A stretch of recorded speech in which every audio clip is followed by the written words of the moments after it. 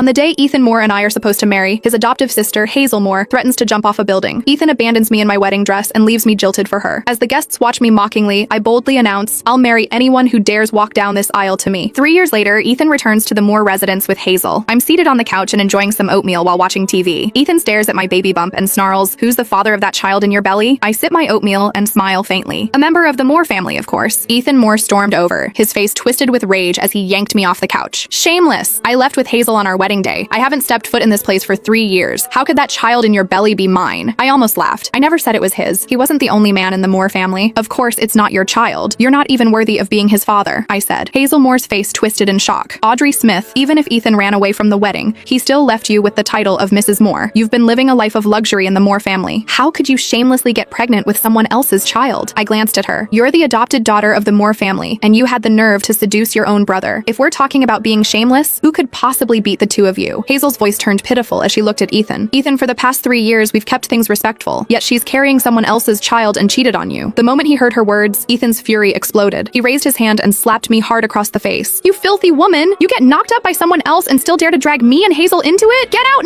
now!" he shouted. The sharp pain bloomed across my cheek. My head went blank for a second from the force of the slap. Ethan ran off with Hazel 3 years ago, leaving me alone to face all the whispers and laughter at our wedding. Driven by rage, I called for a groom on the spot. It was his uncle, Jeremiah Moore, who stepped up and married me that same day. In Beaverton City, Jeremiah was known as the Frost King. Everyone has treated me with the utmost respect ever since I married him. After I got pregnant, he spoiled me even more. He wouldn't let a strand of my hair be harmed. Blood would have been spilled if he had known what Ethan had just done. To avoid a full-blown family tragedy, and for the sake of the child in my belly, I said coldly, "If you both leave now, I'll pretend this never happened." However, they didn't appreciate the offer. Hazel lunged forward and yanked my hair. "Ethan, this woman is scared. She wants us to leave now so she can use that child to take everything from the Moores." Ethan snapped, "So that's what this is about? Well, I'm not letting it happen." I twisted away from Hazel's grip and said coldly, "David disowned you the day you two ran off. You had nothing to do with this family from that moment on." Hazel let out a scoff. "That was just Grandpa venting. Ethan's the only grandson of the Moore family. Do you really think he's going to stay disowned forever?" Ethan's expression turned smug. "Grandpa already said everything belongs to me." I placed a hand over my belly, my voice icy. "Not anymore. This child is also a member of the Moore family." I thought I'd made myself perfectly clear. However, Ethan's eyes flared with rage as he stared at me. "So you're planning to pass that illegitimate child off as a Moore? I'll teach you a lesson now." His slap landed even harder this time. I clutched my belly as I collapsed to the floor. Upon seeing the twisted hatred on their faces, panic surged inside me. I couldn't let them hurt the baby. I said desperately, "He is not an illegitimate child. He is..." Before I could say another word, Ethan bent down and grabbed the shattered porcelain bowl of oatmeal off the floor. He shoved the shards and oatmeal straight into my mouth. "Hazel and I have struggled to survive for the past 3 years, yet you've been leeching off the Moore family, living in comfort with that child in your belly. Well, let me make sure you get your fill today," he barked. I instantly choked, unable